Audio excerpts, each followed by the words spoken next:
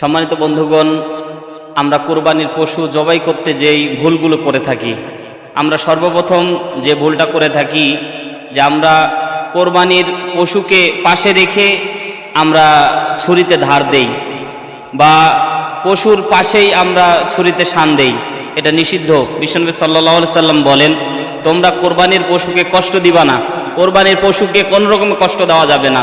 আগে থেকেই ছুরি ধারালোযুক্ত হতে হবে এবং কোরবানির পশু আমরা অনেক সময় জবাই করার আগে তার পিঠে চড়ে আমরা ছবি নিই।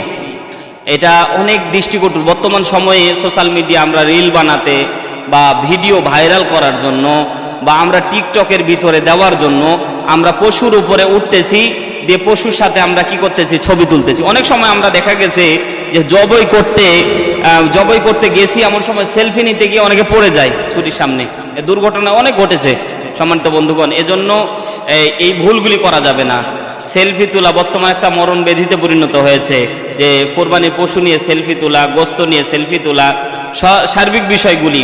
তো পশুকে যখন জবাই করা যখন কেবলামুখী করা হবে, তখন পশুকে কেবলামুখী করে যারা আমরা পশুটাকে ধরবো, সবাই আমরা বিসমিল্লাহ আল্লাহু আকবার বলবো। আমরা সবাই বিসমিল্লাহ আল্লাহু আকবার বলে কোরবানির পশুটিকে যিনি কোরবানি দিচ্ছেন তিনি জবাই করা সর্বোত্তম। যিনি কোরবানি দিচ্ছেন তিনি যদি জবাই করেন সর্বোত্তম। এবং জবাই করার সময় মনে মনে নিয়ে আসতে হবে যে এই পশু শুধুমাত্র পশু কোরবানি না, বরঞ্চ আমার আত্মার যে পশু আছে, আমার দেহ মাঝে যে পশু আছে, এটাকেও আমি কি করতেছি, কোরবানি দিচ্ছি।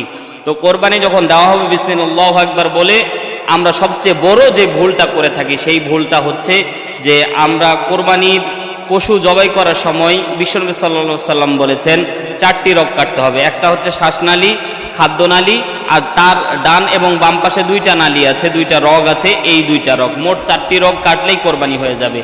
আমরা হুজুররা বা সাধারণ যারা জবাই করি তারা আমরা একটি কাজ করে থাকি, সেই কাজটি হচ্ছে জবাই করার পরে আমরা আবার কি করি, উল্টা দিকে ছুরিটা ধরে আমরা সোজা হুল মেরে দিই, অর্থাৎ এই ঘাড় বরাবর একটা হুল মারি।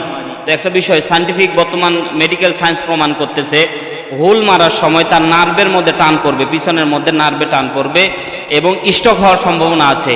আপনি যখন হুল মারবেন তখন সাথে সাথে সেটি স্ট্রোকে মৃত্যুবরণ করতে পারে। অর্থাৎ আপনি যদি 4টা নালী কেটে দেন, 4টা রগ কেটে দেন, তো 4টা রগ কাটার সাথে সাথে সে আস্তে আস্তে নিস্তেজ হবে, আস্তে আস্তে সে মৃত্যুর কোলে ঢলে পড়বে। কিন্তু আপনি হুল মেরে দেওয়ার সাথে সাথে সে স্ট্রোক করতে পারে, অর্থাৎ তার পিছনে অর্থাৎ নার্ভের মধ্যে টান লাগার কারণে সে স্ট্রোক করে মারা যেতে